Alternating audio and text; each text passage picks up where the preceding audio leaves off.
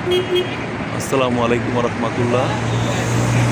2026 সালের উইলস ট্রাভেলসের হজের সফর থেকে শুভেচ্ছা জানাচ্ছি। সুনুদ আজিয়াদ আমাদের হাজি সাহেবরা এই হোটেলে অবস্থান করছেন। এটি একটি 3 তারকা হোটেল, সুবিশাল 18 তলা হোটেল, অনেক বড় হোটেল। আলহামদুলিল্লাহ এই হোটেলে আমাদের হাজি সাহেবরা অবস্থান করছেন এবং এটি হারাম শরীফ থেকে অত্যন্ত কাছে।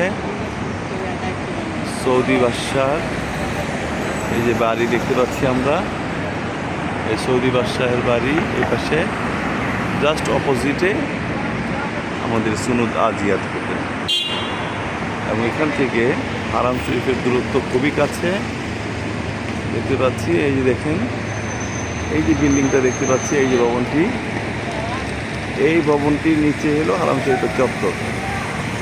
তো এই হোটেল থেকে হারাম চত্বর পর্যন্ত যেতে আমাদের সময় লাগে সর্বোচ্চ 4 মিনিট। 4 মিনিটের মধ্যে আমরা পৌঁছে যেতে পারি হারাম শরীফের চত্বর পর্যন্ত। এই যে হারাম শরীফের সীমানা চত্বর।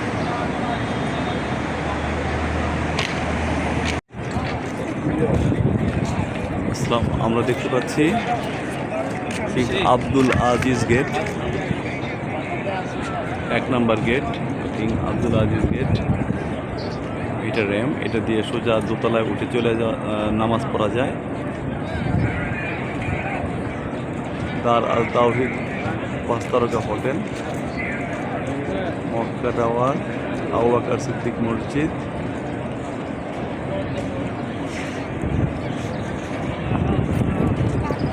ক্লক টাওয়ার, আল সাফওয়া টাওয়ার, 3 নম্বর হাম্মাম, 3 নম্বর হাম্মাম দেখতে পাচ্ছি। আজিয়াদ ইমার্জেন্সি হসপিটাল, এই যে আজিয়াদ ইমার্জেন্সি হাসপাতাল, এটার অপোজিটে অর্থাৎ এই আল সাফওয়া টাওয়ারকে পিছনে রেখে যদি আমরা তাকাই, এদিকে দেখতে পাচ্ছি মেরিডিয়ান হোটেল। এই যে এটা হলো লা মেরিডিয়ান হোটেল। এই মেরিডিয়ান হোটেলের পাশেই আমাদের 2026 সালের উইলস ট্রাভেলসের হাজিরা অবস্থান করছেন। এটা হলো রাজার বাড়ি, সৌদি বাদশাহের বাড়ি দেখতে পাচ্ছি আমরা। এই যে এই ভবনটা, এইটাই হলো চত্বর, এখানেই হলো চত্বর।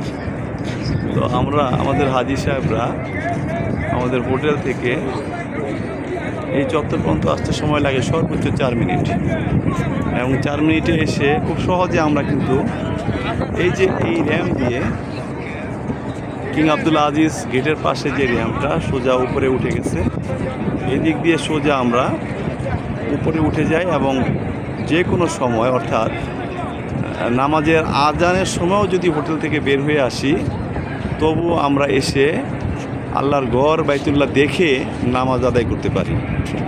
আলহামদুলিল্লাহ, আল্লাহ আমাদের সকলের খেদমত কবুল করুন, সকল হজ যাত্রীদের হজকে কবুল করুন, আমিন।